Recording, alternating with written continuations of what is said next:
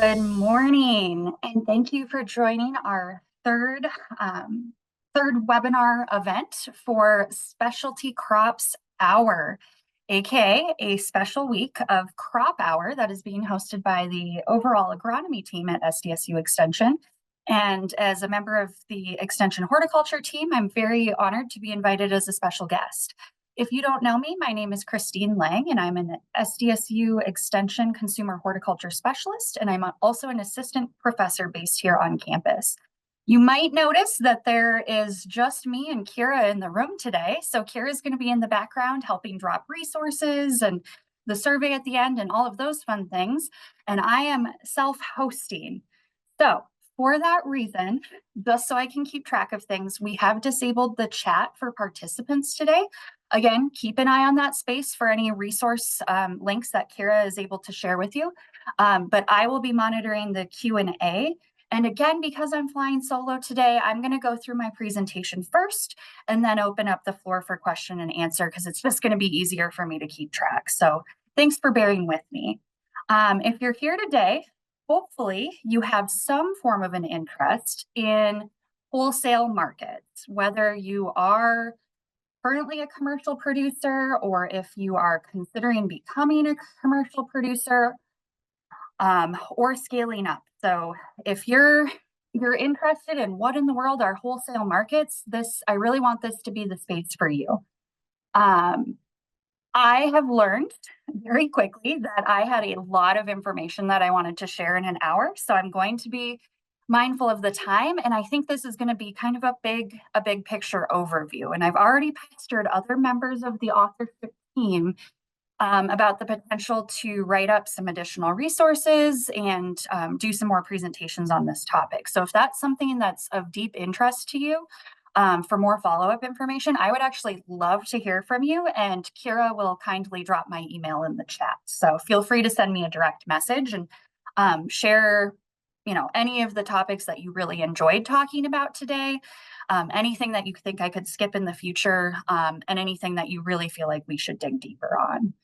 So first and foremost, I just want to put some faces to names of all of the authors. You can see here, this is their past and current members of the SDSU Extension Lang Lab. And this team really helps do a variety of research on vegetable and cut flower cropping systems. We also do some research on local food systems and what's going on in the state of South Dakota from more of a human impact standpoint. But a lot of what I'm talking about today and some of the photos that you're going to be seeing today when it comes to crop specifics are based on my own experiences when I was a graduate student at Iowa State University, or based on the experiences of our collective lab group working here at SDSU. All right, so we are going to try very hard condense a full semester into 60 minutes. Things that I want to talk about today is what does wholesale produce distribution look like and what makes it unique from some of the direct market channels that some of you might have been doing, such as having people come to your farm and pick up a CSA box or setting up a table at the farmer's market.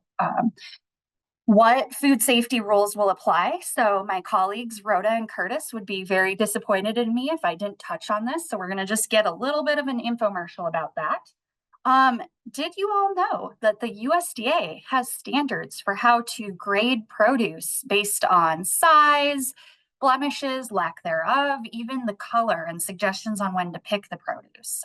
So we're going to dig into that quite a bit. What's going to change on your farm? So how will harvesting, and we'll touch on that just like this much, so just a tiny bit, but how will harvesting change? How will cleaning and storage change? Those things, as you scale up, can change quite a bit. And a big question is, can you afford to do this? Now, full disclosure, I pulled some quick internet numbers, and that can be good or bad because there's good information on the internet and there's a lot of crazy information on the internet. So caveat that I will give you kind of an idea of the numbers, but everyone's situation is going to vary. And I really want to walk through some cropping examples. Now, when I joke about putting a full semester into 60 minutes, again, the crop examples I'm sharing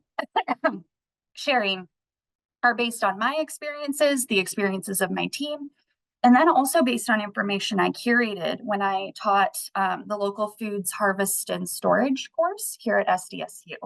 So again, there's a lot of post-harvest technology that can ensure uniformity and crop quality when you're, bringing things to a large grocer, or maybe you're actually getting into produce auctions or something like that. And as always, just keep an eye on the chat or keep an eye on your screen for links and QR codes for where you can get more information on a lot of these topics. All right, so let's dig in. What makes wholesale different? And this graphic is actually from a really nice SARE document on scaling up for wholesale markets. And I will have a link to the entire resource for this at the end of the presentation. But chances are that many of you are selling direct to a consumer. So you're delivering a CSA share, or they're picking up a box from you, or they're maybe picking up produce from an on-farm stand and dropping money in a coffee can if you've got trustworthy neighbors. You might be setting up a stand at a weekly farmers market. So anywhere that someone is going directly handing you that money or paying you via Venmo or Square or what have you, that is a retail direct market. You are the retailer. So anywhere that is one step removed from your farm, where consumers are going somewhere else to get the food and they really would never even have to see you, that's considered that intermediate market. And those are considered your wholesale markets. Typically, those are actually restaurants, which some of you may already be doing. Things like food co-ops, schools, other institutions, if you're maybe selling to like nursing homes or hospitals, something like that, or any of our grocery store chains. And then even one scale bigger in this world is, working with wholesalers, brokers, food hubs, producer auctions, places where you might really just be dropping off a whole pallet of all the same thing, and then they're divvying it out from there. And I just wanted to share an example of a produce auction. So this was in Eastern Iowa, and I got the chance to see this when I was a graduate student. And this was the Cedar Valley Produce Auction. And I had never seen local food being sold at this scale before. So it honestly just like blew my mind. I thought it was incredible. Also, they basically just had someone wearing a portable microphone walking up and down through the pallets, calling out the number, saying what it was, and people would bid. They'd say it was sold. People would move down the line, and pretty much the minute something was sold, someone was coming in with one of those forklifts, picking it up and putting it to the correct loading dock. And buyers at this auction included grocers. It included farmers who, maybe had a crop failure in one area and needed to supplement. So, and there were some brokers that were buying from this auction as well. So just the speed at which produce moved through this auction was incredible. And there was everything here from pallets of potted mums for garden centers to buy and sell, or grocery stores to buy and sell out front in their displays, to you can see some of these pallet boxes here contain watermelons, green beans, onions. There was pretty much everything. And you'll see a few more photos of this as we go through today's presentation. So I just want to start with some photos where it's almost that game of subtle differences. Can you spot a blemish? Can you spot anything that's amiss? You'll see that all of these tomatoes are stored upside down, and those boxes probably have definitely no more than 3 layers of tomatoes, so nothing at the bottom is getting squished. Now, I know some of you on this call have already, been selling tomatoes even directly to consumers or restaurants at this scale, and you might be really used to this. But just know that the further removed, the customer is from your farm, the more quality and uniformity matters on your end, so that by the time it is handled by 1 or 2 more steps and that consumer gets it, it is still a high quality, beautiful product. Now, this is where I'll pause and say, do I love everything about produce and grading standards and what it means for food waste? Absolutely not. Is that a whole nother ethical discussion that I'd love to have at a field day in a circle with a cup of coffee in you? Definitely. So just know that, I'm just sharing what the expectations are. The expectations sometimes break my heart too. Um, Again, just another beautiful box of very uniform bell peppers. They're even all laid like facing the same direction. The box with the yellow peppers kind of bothers me because there's not the same amount on top, because those were a larger size category, I believe. So you can see that they tried to sneak some bigger peppers in there, but then there's not six nice and neat in the top row. So really, I think in another life I was a produce buyer, because having an eye for things that all look the same in uniform, like I could get behind that. And again, you might be looking at this and saying, you know what? That's already what my farmer's market table looks like. And I want my CSA boxes to look this beautiful. And I think as farmers, that is, an excellent bar that we all have probably set. And it's just remembering like that consistency to consistently deliver the same size, the same quality is going to be really, really important.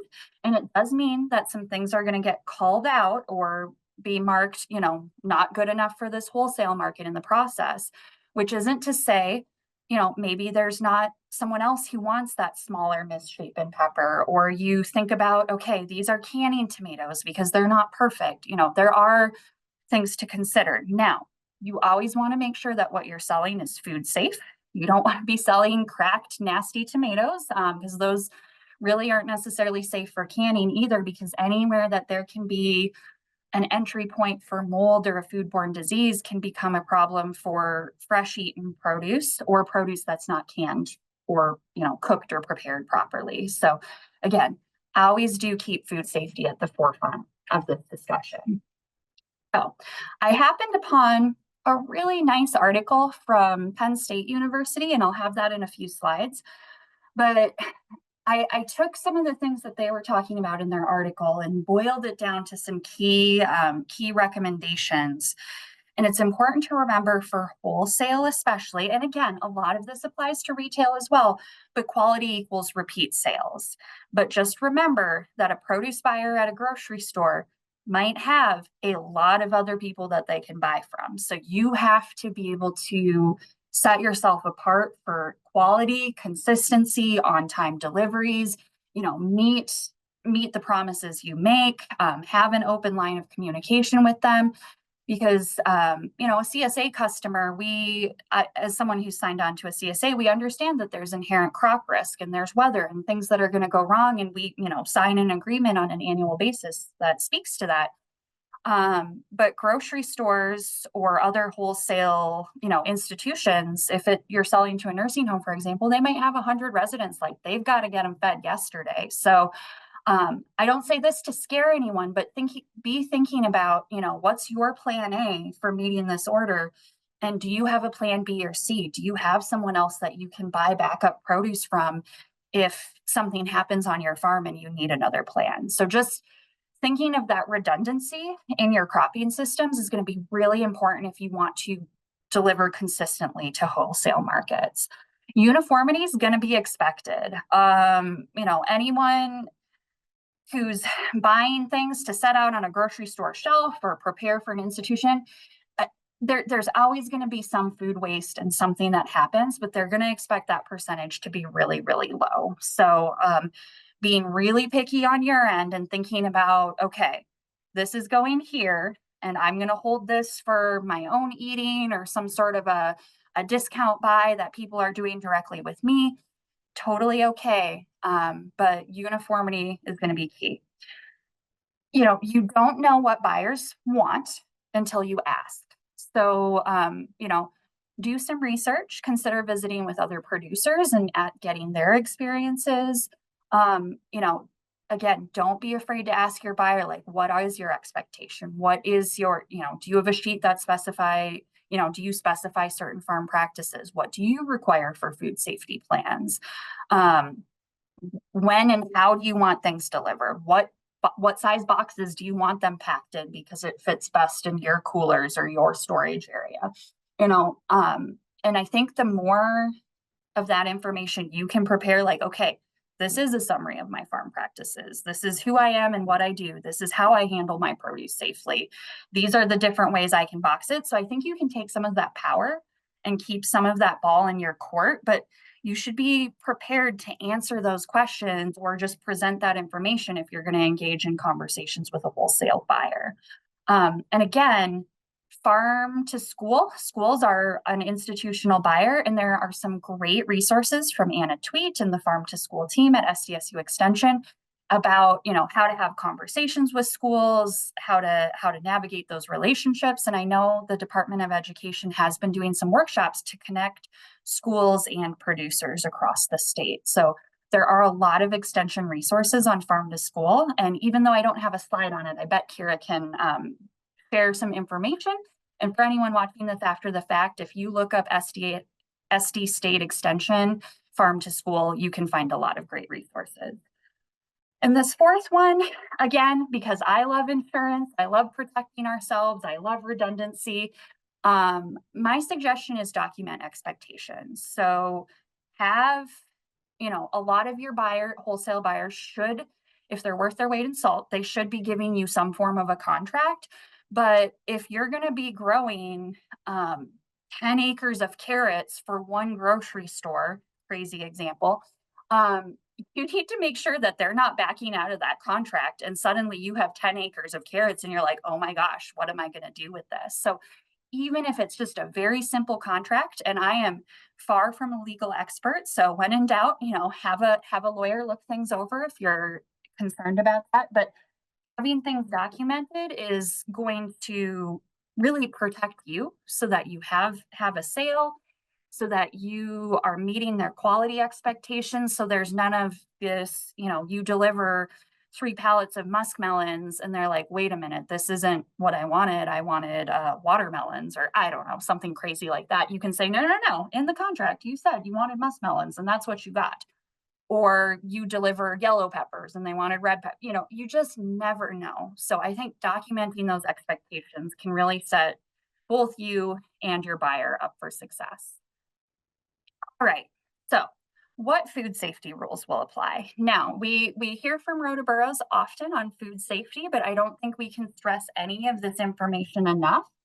And there are things that really start to apply as you scale up your production. So this is just a really quick comparison of 2 of the food safety terms that get thrown around. So we have good agricultural practices, which is a certification, and that is a certification that typically buyers are asking for. So it was the first standard that was developed earlier in the process.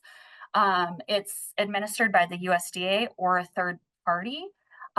There is no law saying you have to have it. This is rather a certification that your buyer can say, hey, if you're going to sell me 10 acres of carrots, I want you to have good agricultural practices on those 10 acres of carrots.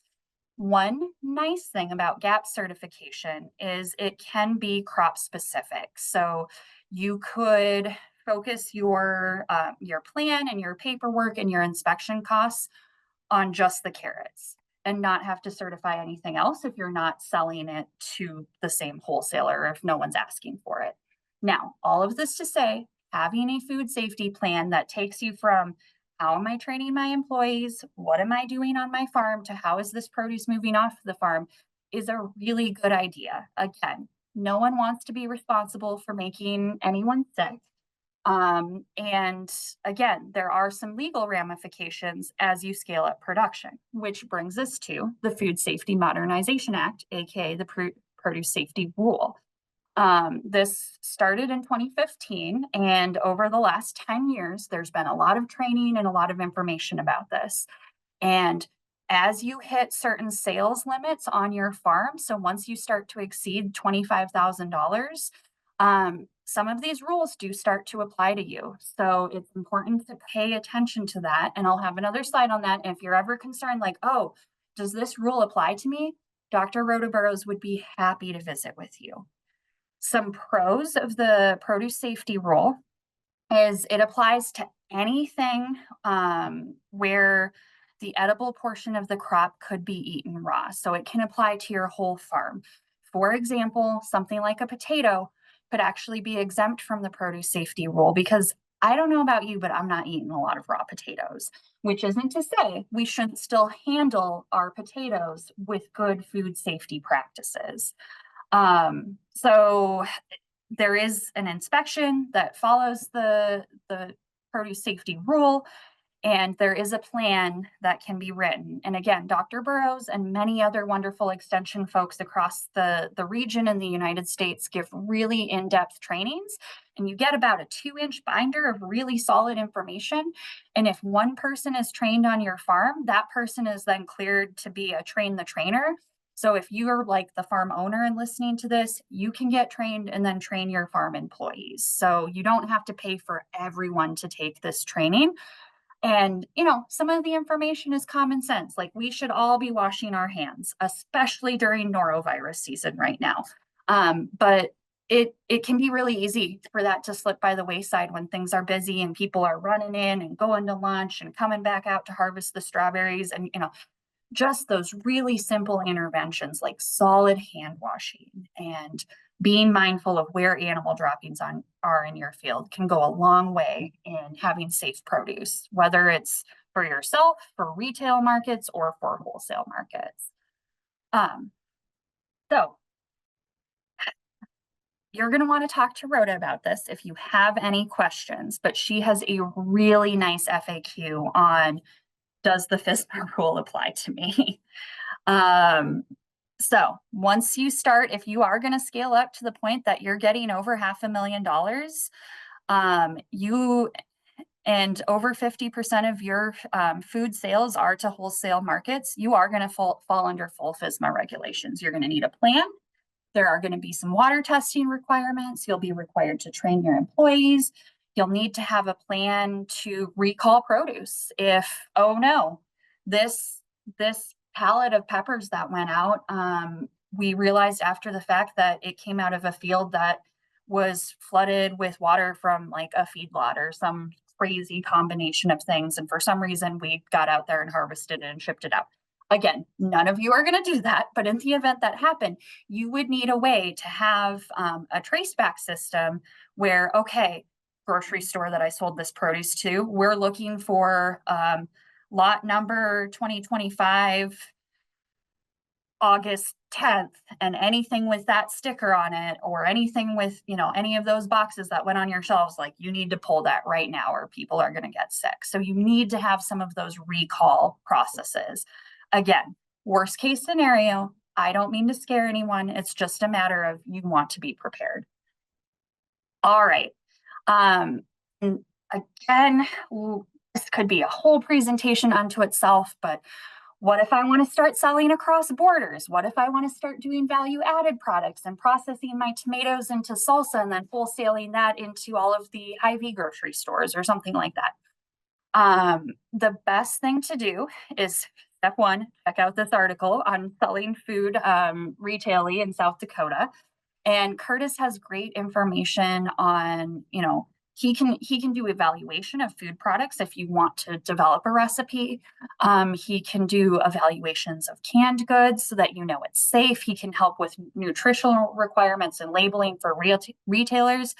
And again, I am far from an expert on what happens if I'm going to wholesale this produce somewhere in Minnesota or Wyoming, but Curtis could certainly answer those questions. And he's also put out some great content online. So definitely check that out. And again, if you are still small scale and you want to take advantage of the ways that the cottage food law can apply to your farm and your situation for doing things like a jam or a jelly or a canned good, I would strongly encourage you to check out a previous webinar that Curtis did talking about the cottage food law. All right, so let's get into the meat of it. I know I can't do a show of hands, but I would love, maybe everyone can just mentally send it my way. I would love to know how many people knew that the USDA had an opinion about the size and quality of our produce. It maybe doesn't surprise anyone. I think the USDA pretty much has a standard for everything. And maybe I only know that because I've spent a lot of time on their website. But this isn't meant to be like a regulatory burden. In fact, the whole thing is voluntary, but all of these resources are out there so that people can have a common language when they talk about the quality of produce at scale. And again, if you're going to start getting into, like, let's say you make it and you start selling into a big box store, they're probably going to refer to these standards for their expectations, because A, then they don't have to redo the work that's already been done, and B, it's publicly available and everyone can use the same standard. So if you go to the USDA website, they have an entire website dedicated to grades and standards. They're voluntary, but they are meant to provide the fruit, vegetable, and specialty crop industry with uniform language. And if you are to the point where you are going to be importing or exporting fruits and vegetables, and by golly, wouldn't that be cool for South Dakota? Well, no, we've made it as an industry. If you're going to start, getting into a situation where there's imports or exports, or you are starting to wholesale tomatoes on the commodity market. So many of these fruits and vegetables are actually traded on the open market when you get to a large enough scale. Those crops are inspected. They're inspected by the USDA to make sure that they are conforming to grades and standards. So in that case, voluntary is a little less soft and squishy and a lot harder line, because things could be rejected if they weren't of the correct quality and grade. And I would see this as a tool. I think it's something that if you could go into a wholesaler and talk about, like, this is how I grade my produce and sort it, and these are the standards I use, I think they're going to be really impressed. Again, my weight carries nothing in the conversation you have with your buyer. But I think doing your homework on how to properly grade and sort and pack these crops based on the USDA standards is going to make you much more prepared and really set you up to knock it out of the park. Now, when I say that the USDA has grades and standards for everything, I am not kidding people. Yes, I did choose an obscure one like dandelions because it made me giggle. So if you want to get into wholesale production of dandelion greens, which some of us, my farm included, I could do that right now, I think, very easily. So let's monetize that. But they have grades and standards for dandelions. So free from damage caused by seed stems, discoloration. We don't want to sell frozen dandelions, foreign material, or any disease or insect or mechanical damages. And again, a lot of this is like, oh, duh, of course I'm not going to sell produce that has been frozen or is full of rocks or what have you. But again, it's good standard language, and tools like this, you could take something like this and adapt it and put it on a nice sign in your pack shed or wherever you wash your produce, even if it's like under a carport or something like that, laminate it and put it up there for your farm employees and your family or your friends or your volunteers, whoever is helping you. And that way you don't have to bear the burden of being the eyes and ears of the whole operation and making all of the decisions on, like, is this good? Is this bad? Very clear. Take something like this, add photos or illustrations. That is exactly what my student Christina Harms did this summer for her sweet corn. Is she read the USDA standards for sweet corn and put together beautiful illustrations so that any of our employees and volunteers that were helping with the research could look at those visuals and help her sort the sweet corn accordingly, knowing, okay, many kernels are missing from the tips, so this can't be fancy sweet corn. It has to be grade 1 sweet corn, for example. So again, don't think of these as, oh my gosh, one more thing I have to do. Think of it as a tool to help you, continue doing what you're doing and just level it up. Okay. We're going to see a lot more about those USDA standards as I get into some of the crop examples. So don't worry, they will be back. But let's zoom out a minute and think about visually some of the things that might need to change on your farm. All right, again, back to food safety. Be thinking about how you're harvesting right now. If things are going in a pickup, is that pickup clean? Really, anything that's going in a pickup, can it go on a pallet? Do you have a trailer pulled behind the tractor, and once those things are on the pallet, especially as you're scaling up. So let's say you're pulling a whole hay wagon full of pallets of watermelons. How are you unloading that? hang on to that thought. We'll be back there in a minute. Again, those basic food safety things that it doesn't matter if you're growing on a tenth of an acre or 10 acres. What are you doing to make sure that employees aren't stepping in animal poop and then walking all over the area where you're packing produce and then like setting crates of tomatoes in the poop? Very, very basic things. I don't have slides on it, but I know we don't want to look at the animal feces forever, so we'll stop here.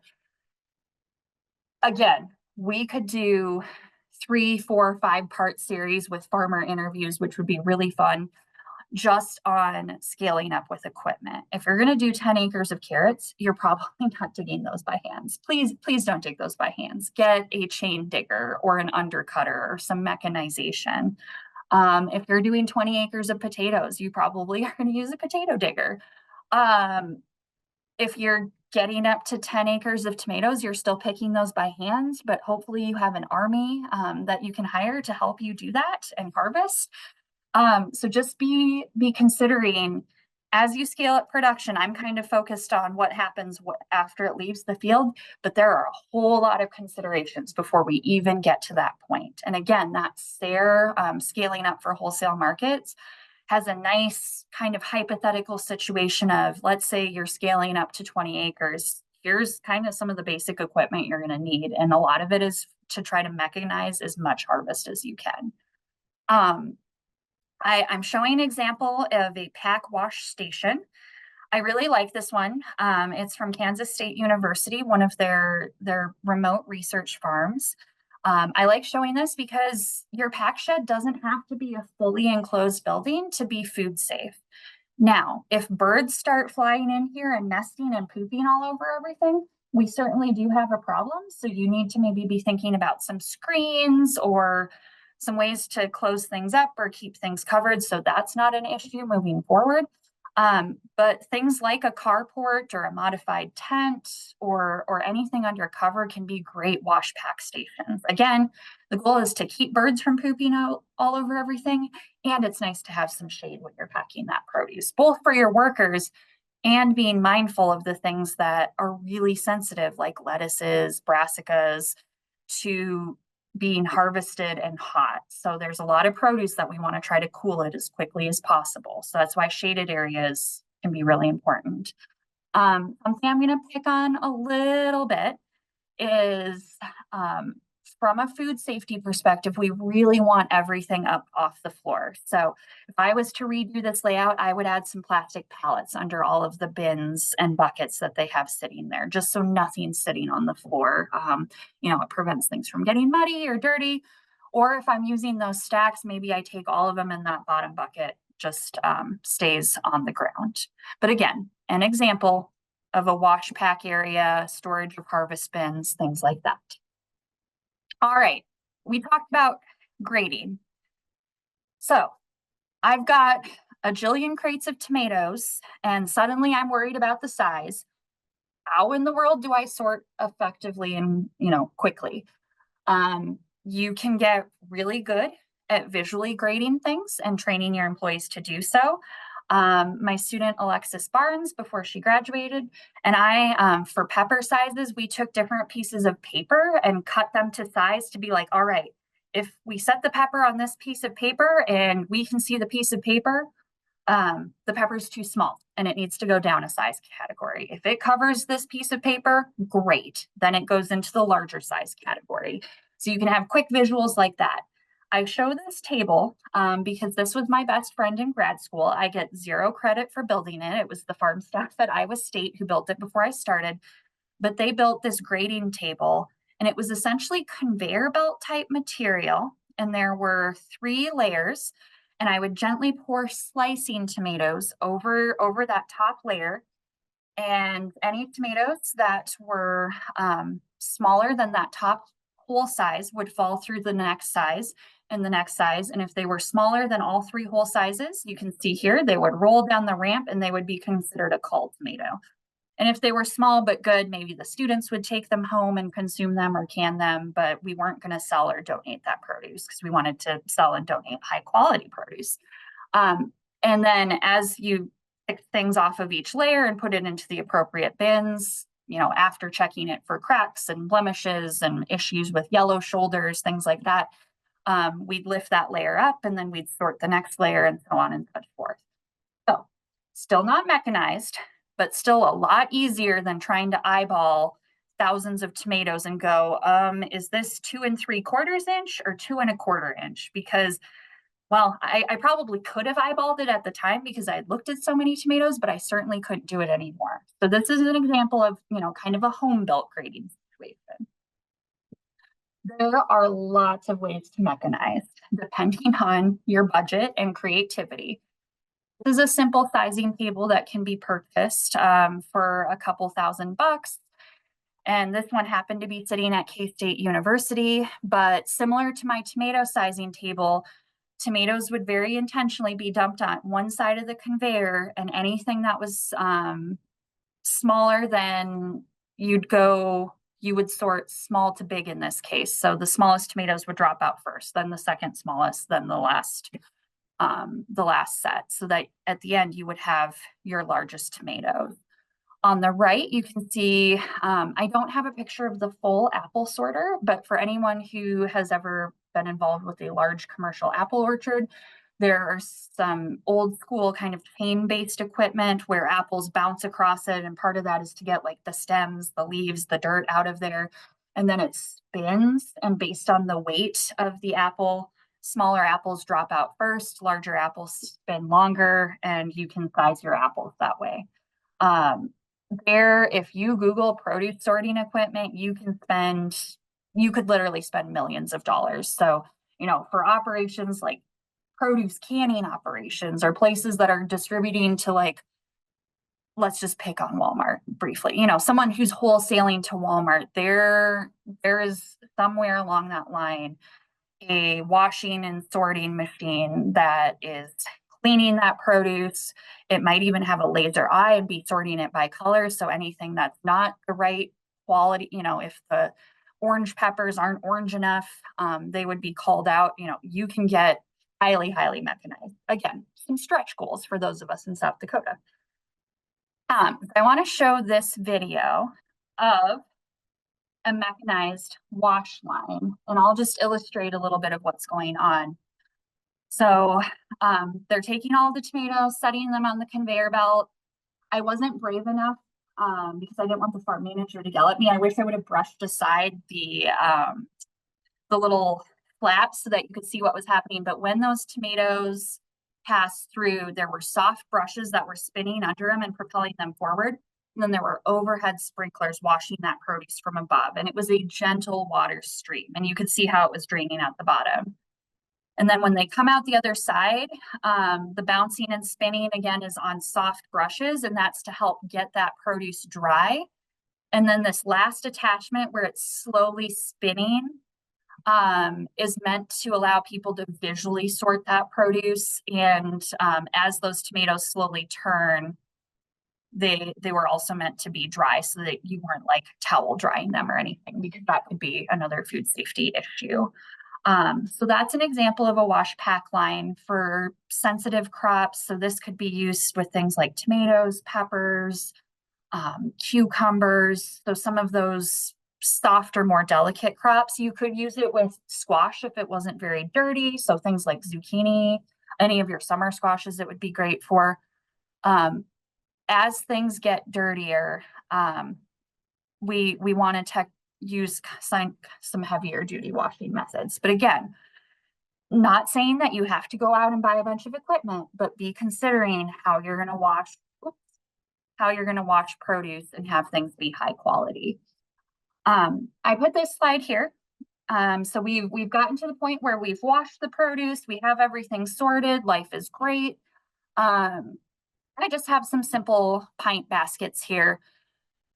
How does your buyer want things packaged? Do they want it in tiny pint baskets ready to go? Do they want it in pallet boxes and you're dropping off 10 pallets of watermelons? Do they want the tomatoes again in a certain size box? Do they want it in a half bushel, or do they want it in a 1 1/9 bushel box? Which, why they don't just use a 2 bushel box, I'm sure there is a reason. I didn't have time to research it, but it turns out that 1 1/9 bushel is a very common box size. So be asking those questions about, do they want bulk boxes? Do they want the peppers broken down into individual units like this and pint baskets? What do some of those logistics look like? All right, I have this up here because as we think about storage of our crops, again, many of you, if you're already doing retail, are hopefully really, really good at crop storage. But I think there's some reminders, and I just think these are fun words. So we have climateric and non-climateric fruit. And climateric fruit is the fruit that's going to continue to mature, aka ripen, even when removed from the plant. So the sugars and flavors continue to develop after harvest. Our non-climateric fruit need to stay on the plant to reach full maturity. And not that we're going to get into adding ethylene gas because we're not growing at that scale. But they're not going to continue to ripen and develop really, really good flavors if they're non-climateric. So things that are non-climateric would be things like eggplants and peppers. So peppers, that's why, like, if you are getting into a market where you're selling those cute lunchbox peppers or you're selling colored bell peppers, I'm really going to urge you, if you're doing colored peppers, to consider doing them indoors, aka under a high tunnel, because you're going to get faster ripening and much better just quality, because you're spending less time in the field getting rained on, splashed on, and having all sorts of issues with rot, because it just physically takes longer to move from a green pepper to a colored pepper. But if you harvest those colored bell peppers too early, they're really not going to continue to ripen, and you're not going to have a beautiful, consistent product. And again, back to uniformity and consistency. Now, many of us know that with enough time, a green tomato, if left alone and not in the sunshine, that does nothing. Let's just be clear. But if left in the shade and, room temperature conditions, tomatoes will eventually ripen. So those are just some examples, and these things have impacts, because if you store these types of fruits next to each other, it can be an issue. So let's say you have a bunch of blueberries in your cooler, which is kind of a crummy example, but we'll go with it because we're here now. So you have a bunch of blueberries, and then you bring in a bunch of cantaloupe. Those cantaloupe are giving off a lot of ethylene, and that could actually cause the blueberries to over ripen as well. So it's good to kind of store things separately if at all possible. Now I have eggplants highlighted. They are a crop that's really sensitive to ethylene. So it would be a really bad idea to store your cantaloupes next to your eggplant, because that could actually cause some ethylene damage to those eggplants. So this is, again, just a little introduction to these two things. But if you have ever had issues with crops going bad in storage, consider what's being stored next to each other. And I know it's hard because many of us have a cooler and we can't divide things out. But if you're looking into a cooler upgrade, and you can have even just 2 different coolers, so you can set 2 different temperatures and kind of isolate different types of produce, that could go a long way in your storage life. All right. So last thing, a big consideration for change is, depending on your scale and your options. I know some people that don't have cold storage on their farm, or have very limited cold storage, like maybe their lettuce, because they are harvesting things that can be a little bit warmer, such as tomatoes, peppers, melons. They're harvesting those a few days before CSA drop or before farmers market. And then things like lettuce, brassicas, etc., they're harvesting those day up, packing in coolers and getting it to their CSA or getting it to market. If you're going to start wholesaling, again, you're going to be operating a little bit on their drop schedule and when they want things. So cold storage is going to become more important. I share this example from Kansas State because it's all about building a low-cost mobile cooling unit. And you can see in the back of this example, because both are pictures of a trailer that's been insulated and it's got, a coated interior, so it's easy to clean and keep things food safe. But instead of like a big fancy HVAC cooling unit, you have an air conditioner. And then there's a modification.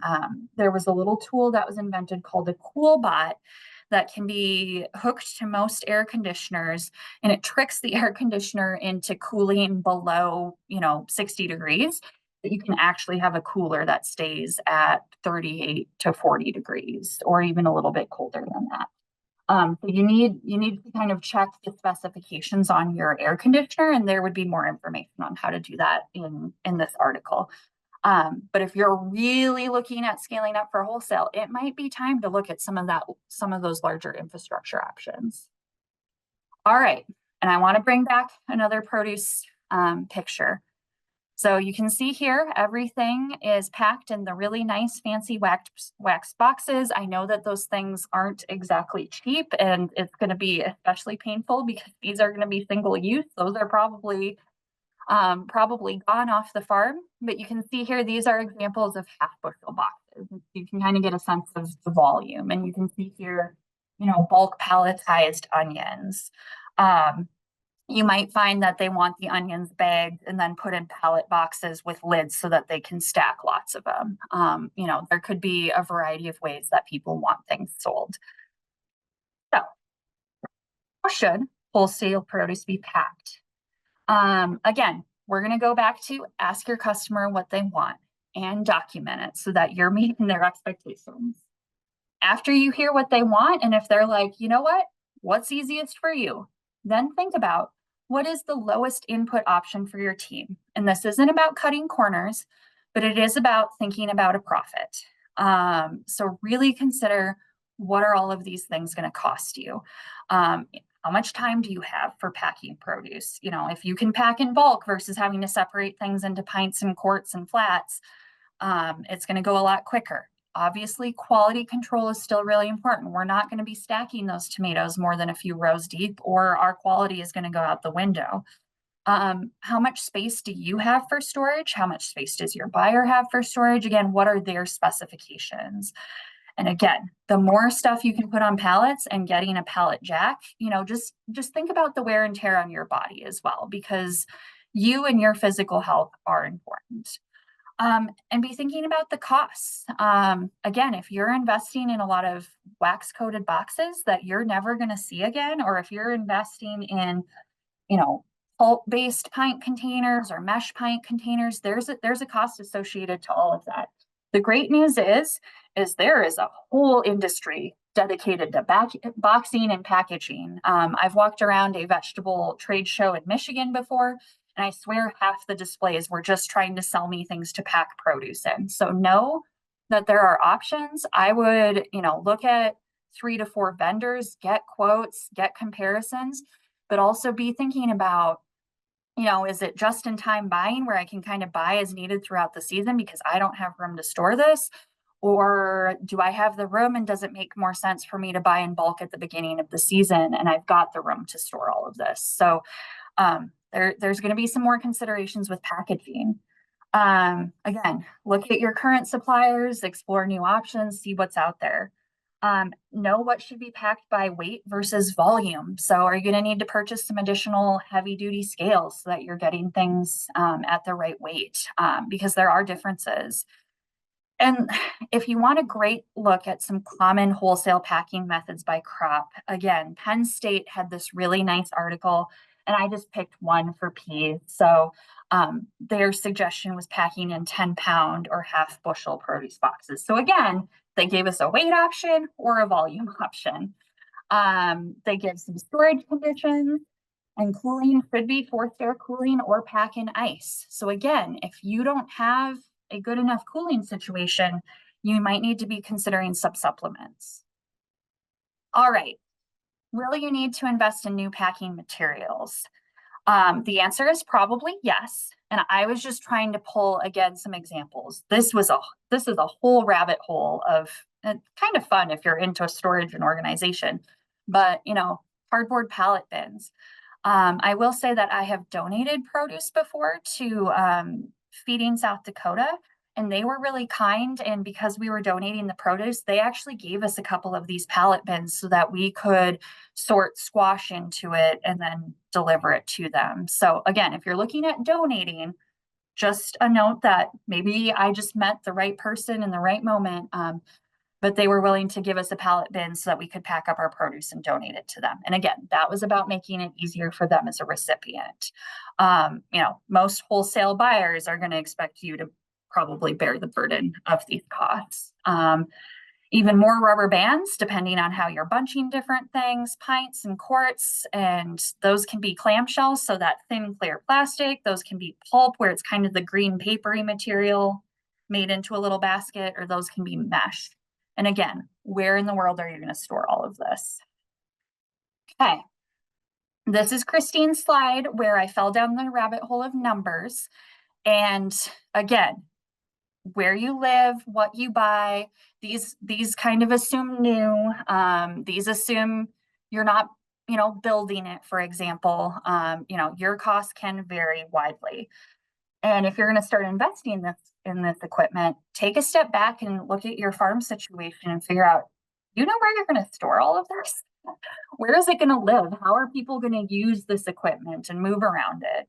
But these are just some of my suggestions. Again, I cannot say enough about a simple pallet jack, but then you also need a concrete floor or hard surface to roll it around on. There are some pallet jacks that can handle gravel, but not all pallet jacks are created equally.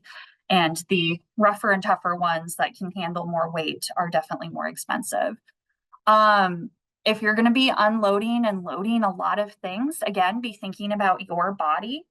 And, can you get a fork attachment for a tractor or a skid steer, which is, closer to that $600 range? Or are you scaling up to the point or consolidating with other farmers to the point that you need either just like, there are actually electric pallet jack style forklifts, so that you're not actually like riding on a machine, or you might need to actually physically go buy a forklift. Or again, many of us are probably just going to buy forks for our tractor or skid steer, which I think is a good choice. If you're doing a lot of cold crops that need to stay cold and you're going to be transporting them long distances and you don't have a refrigerated option for a vehicle, you're going to want to look at an ice machine. And then you're also going to want to be really mindful of all the food safety considerations when you have a lot of ice and water touching that produce. So that produce sizer, for example, the video I showed you from Iowa State, or from Kansas State, that produce sizer where it was the three sizes for tomatoes, it was green, something like that, you're looking at about $4,000 to $5,000 new. If you only wanted to buy like one size or one component, you'd be closer to that $1,000 range. Vegetable wash line, like what you saw in the video from Iowa State, you're looking at upwards of 10, 12 more thousands of dollars for a vegetable wash line start to finish. So again, that's equipment of read some producer blogs, see what people like, visit with manufacturers, get multiple quotes. I don't actually have a picture, but a barrel washer, if you're doing a lot of root crops, literally looks like a barrel that slowly rolls and then it sprays water. And again, the purpose of that is for washing things like carrots to get all of the dirt off of them.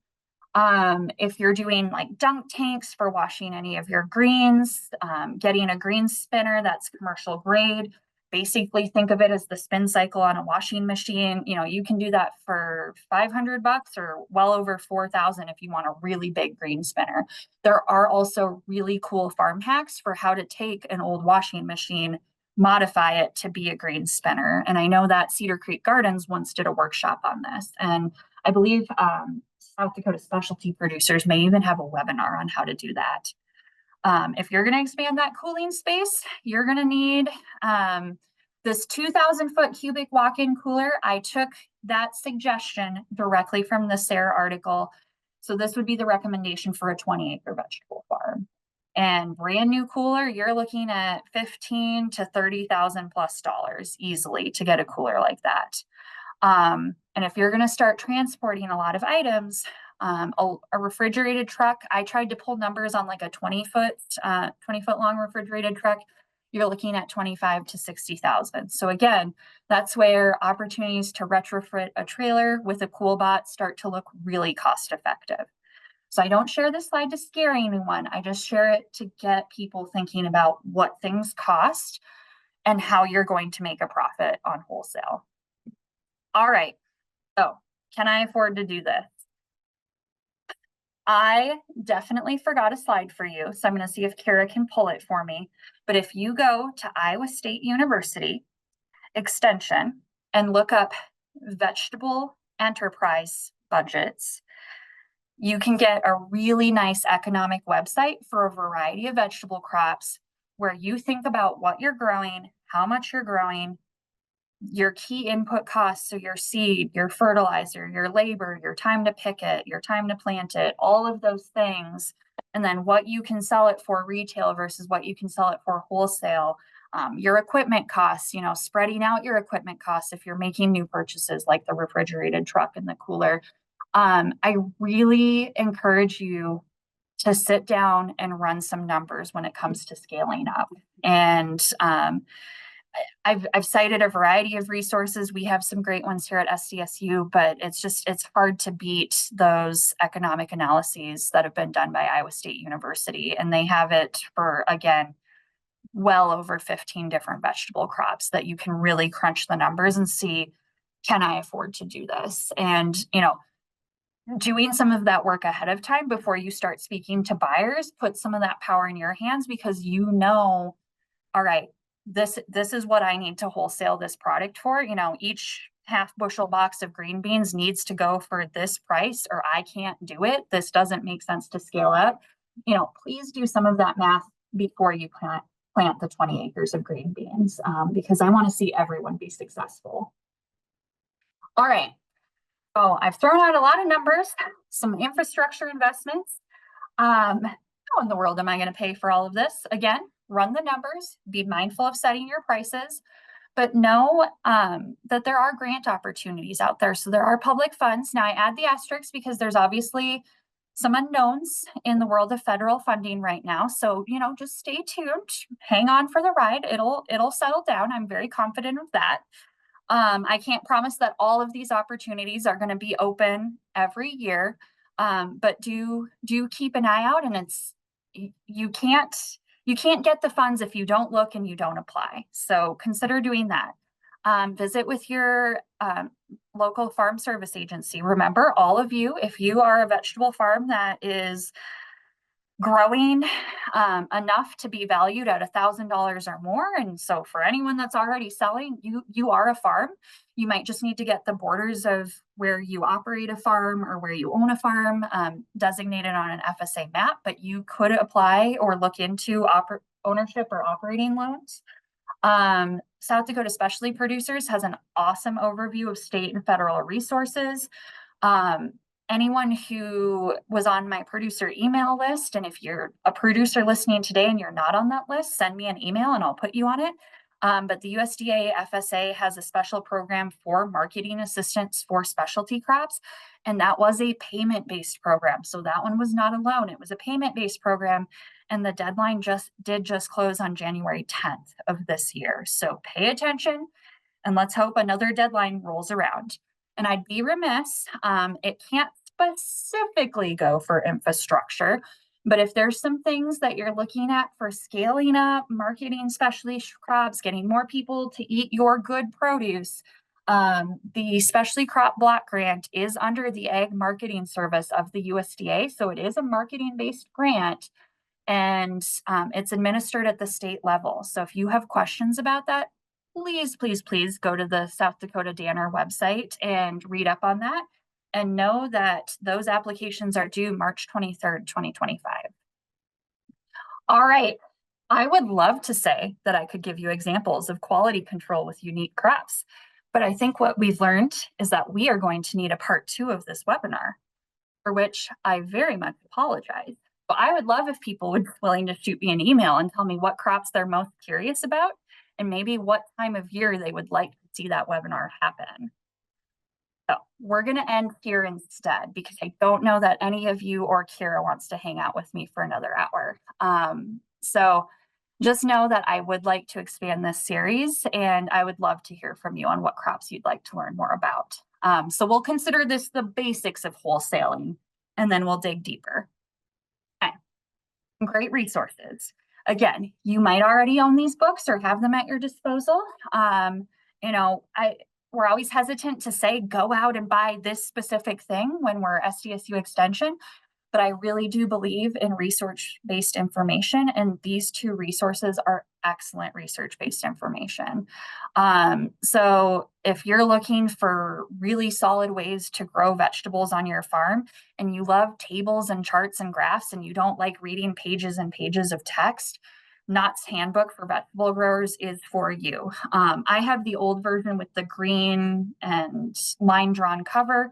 They have updated it, which is great news because then we have more current research-based information. When it comes to, how do I handle different crops? How do I prevent post-harvest diseases? How do I properly, what's the proper temperature and humidity that crops should be stored at? I love this textbook, Post-Harvest Technology of Horticultural Crops. It's where a lot of my crop examples come from, and I really used this to teach my undergraduate students for the semester that I taught local foods post-harvest. I've referenced this resource several times, so I highly recommend you check it out and give it a read. This weekend in northern South Dakota, it's going to snow, so it would be a great Saturday to pull this out and read it. This is a free download, and I do have some print copies of this. You can download it and print it yourself, but this is one that I try to bring to any places where I'm doing field days or tabling as well. And again, that's Scaling Up Your Vegetable Farm for Wholesale Markets. Again, more front-end production than back-end storage, but if you haven't looked at the latest copy of the Midwest Vegetable Production Guide yet, I strongly recommend you do. This is a free download, and then I know organizations such as Specialty Crop Producers and the South Dakota Soil Health Coalition do have a select number of these guides as well that they are distributing among producers. So but you can sort this by crop family, and it really has some great advice on like time to harvest and time to maturity, which is a really great crop planning tool so that you can hit multiple harvest dates for those wholesale markets. All right. Again, I've touched on my wonderful students and the staff that we get to work with. So Jocelyn Fausert, she's a staff member at the SDSU Southeast Farm, and she started our cabbage research. And then you've maybe visited with Christina, who continued that research. But that's a great, this is a really great resource that kind of walks through those USDA standards. And Jocelyn grew up on a family vegetable farm, so she really took their perspective of like how she looks at it as a farmer. And it's a really nice read. If you would like to look into harvest and storage parameters of some really unique crops, I actually had students in my class when I taught harvest and storage write up some extension fact sheets, and I made them dig into the USDA standards and the science of storage. Again, these happen to be the best articles that made it up for publication, so not everyone might be growing edamame, but it is something we could definitely do well here in South Dakota if you could find the consumers for it. All right, and I'd be remiss if I didn't advertise that our new research reports are being posted. We have 2 hot off the press already on the website for broccolini, or for living mulch, I should say, on vegetable farms and soil tarping. Broccolini and on-farm experiences with soil tarping will be coming soon. And then if you keep an eye out, we are also going to have research results regarding cabbage and sweet corn from the SDSU Southeast Farm. All right, if you would like to tour a nice new pack shed and nice new cooler in person, we would love to see you on July 8th at the SDSU Southeast Research Farm Field Day. So anyone who lives near Beersford, South Dakota, or is up for a road trip, this is a field day that features everything from row crops to horticulture. So you'd get to see my high tunnel, you'd get to see the pack shed, you'd get to see Christina's organic sweet corn. All of those things will be in the field for people to check out. And we didn't really get into this, but I just want to share that I have a new project starting where I'm going to be looking at crop quality and heat tolerance and lettuce and tomatoes. And I'm also going to be looking at nutrient content, which has some implications both for retail and wholesale markets. So if you'd like to learn more about that project or maybe give some opinions on lettuce or tomatoes, I would love to hear from you. So don't be afraid to send me an email. And with that, we have already passed our hour. I'm going to have to find an opportunity to do a part 2 of this webinar and really look forward to gathering it with all of you. And Kira's going to drop my information in the chat. And I see that I do have any questions. Or I do have one question. So are there standards with dried veggies, fruits, and herbs or other specialty products? If you look on that USDA website, there are going to be some standards for value added and dried products, I believe. I know that they do get into nuts and honey and all sorts of things. So excellent question. And also, I would just be the first to say that when it comes to dried products, both from a food safety and quality standpoint, Curtis Braun would be the first person I talk to because he could give resources, science-based information, and again, kind of industry standards for appropriate ways. Like, let's say you're really scaling up, your dried basil production and you're going to start selling it in basil shakers.